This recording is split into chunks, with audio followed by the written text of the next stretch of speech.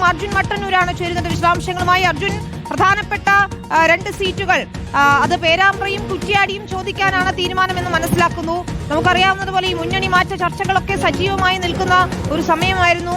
Jose K Mani അത് നിഷേധിച്ചു, ഒടുവിൽ വേണ്ടെന്ന് വെച്ചു. എങ്കിൽ പോലും ഇപ്പോഴും അങ്ങനെ ഒരു സാധ്യത തുറന്നു കിടക്കുകയാണ്. അതുകൊണ്ട് സീറ്റ് വിഭജന ചർച്ചകൾ നിർണായകമായി മാറുമെന്നുറപ്പാണ്.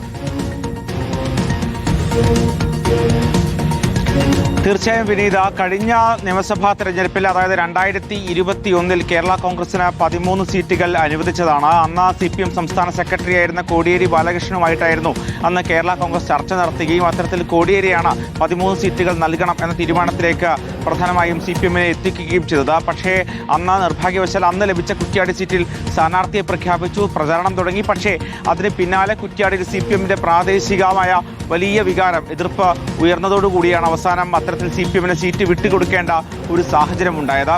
എന്തായാലും നിലവിലുള്ള സാഹചര്യത്തിൽ UDFിലേക്ക് മുന്നണി മാറാനടക്കം ആലോചിച്ചിരുന്ന കേരള കോൺഗ്രസിനെ പിടിച്ചു നിർത്തിയത് ഇത്തരത്തിൽ കേരള കോൺഗ്രസ് LDFിൽ ഒരു അവിഭാജ്യ ഘടകമാണ് എന്ന നേതാക്കളെ അടക്കം ബോധ്യപ്പെടുത്തിക്കൊണ്ട് തന്നെയാണ്. മാത്രമല്ല അതുകൊണ്ട് തന്നെ ഇത്തരത്തിൽ ഈ 13 സീറ്റുകൾക്ക് കുറഞ്ഞത് 13 സീറ്റുകൾക്ക് അവകാശമുണ്ട് എന്ന് തന്നെയാണ് കേരള കോൺഗ്രസ് നേതാക്കൾ പറയുന്നത്. അതിന്റെ അടിസ്ഥാനത്തിലായിരിക്കും കുറ്റ്യാടി അല്ലെങ്കിൽ കുറ്റ്യാടി അല്ലെങ്കിൽ പേരാമ്പ്ര എന്നീ സീറ്റുകൾ ആവശ്യപ്പെടാൻ സാധ്യതയുണ്ടാകുന്നത്.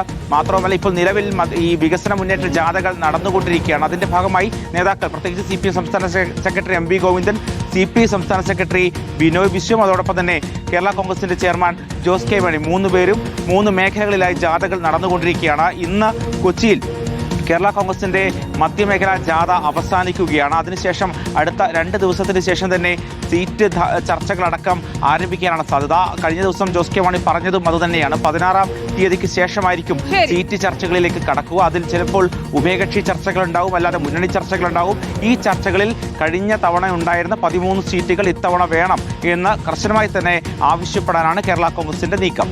ശരി, ഏതായാലും ആ നീക്കങ്ങൾ ഫലം കാണുമോ എന്നാണ് നമുക്ക് അറിയേണ്ടത്.